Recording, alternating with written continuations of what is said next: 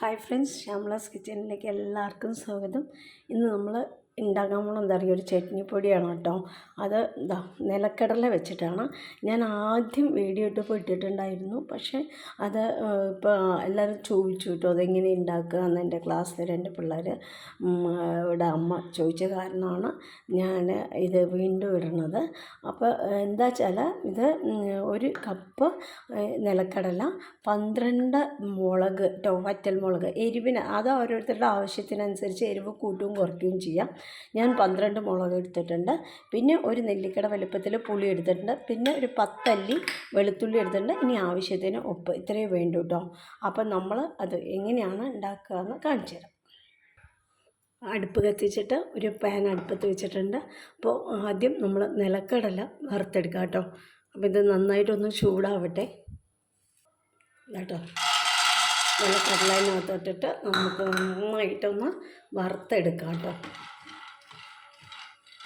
നന്നായിട്ട് നമ്മൾ ഇത് തൊലിയോടുകൂടെ തന്നെ പൊടിച്ചെടുക്കാം കേട്ടോ. ഇതിൻ്റെ തൊലി കളയണമെന്നൊന്നുമില്ല. നന്നായിട്ട് വറുത്തിട്ട് അങ്ങനെ പൊടിക്കുക. ഇത് തൊലി എപ്പോഴും കളയില്ല കേട്ടോ. ഇതുണ്ടാക്കുന്ന സമയത്ത് എന്തായാലും ചട്നിപ്പൊടി ആണെങ്കിൽ എന്തായാലും തൊലി കളയേണ്ട ആവശ്യമില്ല. അപ്പോൾ ഇതോടുകൂടെ തന്നെ തൊലിയോടുകൂടെ തന്നെ നമുക്ക് പൊടിച്ചെടുക്കാം. അപ്പോൾ നന്നായിട്ടൊന്ന് വെന്ത് വരട്ടെ. അത്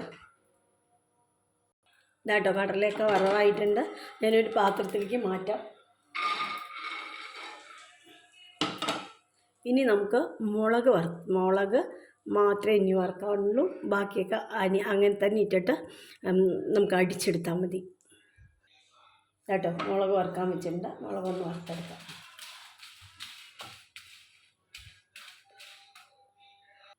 ഇതാട്ടോ, നമ്മുടെ മുളകും കടലയും വറുത്തെടുത്തിട്ടുണ്ട്. ഇനി നമ്മൾ ഇതൊന്ന് ആറിയ ശേഷം മിക്സിയിലിട്ട് പൊടിച്ചെടുക്കാം. ഇതാട്ടോ, നമ്മൾ ആദ്യം മുളകാണ് പൊടിച്ചെടുക്കേണ്ടത്. അത് ഉപ്പിട്ടിട്ട് മുളകൊന്ന് പൊടിച്ചെടുക്കുക. അതിന് ശേഷം ഇതെല്ലാം ഇടാൻ പാടുള്ളൂ കേട്ടോ.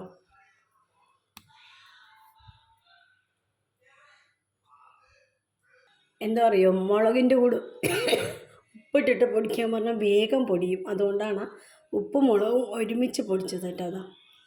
ഇനി നമ്മൾ ഇതിലേക്ക് വെളുത്തുള്ളി എടുക്കുക. പിന്നെ നമ്മൾ എടുത്ത് വെച്ചിരിക്കുന്ന പുളി ഉണ്ടല്ലോ, അത് കുറേശ്ശെ ഇങ്ങനെ ഇട്ട് കൊടുക്കുക. എന്നിട്ട് നമ്മൾ കടലയും കൂടെ ഇട്ടിട്ട് പൊടിച്ചെടുക്കുക കേട്ടോ. കുറേശ്ശെ ഇങ്ങനെ ഇട്ട് കൊടുക്കുക, എന്നിട്ട് പൊടിച്ചെടുത്തിട്ട് വരാം. ഇതാട്ടോ, കടലയും ഇട്ടിട്ട് പൊടിച്ചെടുത്തിട്ടുണ്ട്. നോക്കൂ, ഇങ്ങനെ പൊടിയാൻ പാടുള്ളൂ. നല്ല നമ്മൾ സാധാരണ പൊടിക്കില്ലേ, അതുപോലെ പൊടിയാൻ പാടില്ല.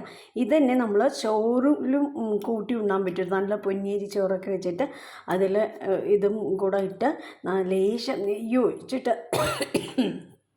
തിരുമ്പി കഴിച്ചാൽ നല്ല ടേസ്റ്റാട്ടോ.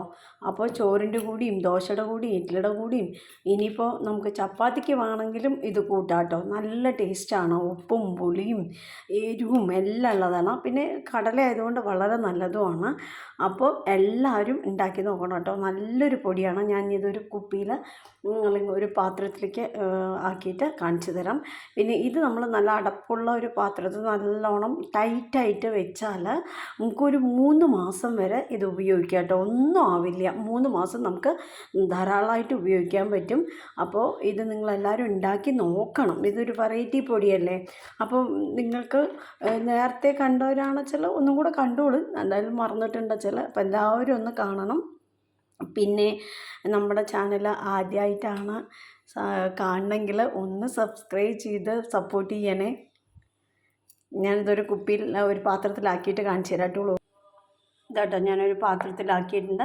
ഇങ്ങനെ പാത്രത്തിലാക്കിയിട്ട് അടച്ച് വെച്ചാൽ നമുക്കൊരു 3 മാസം വരയ്ക്ക് സുഖമായിട്ട് ഉപയോഗിക്കാൻ പറ്റും കേട്ടോ.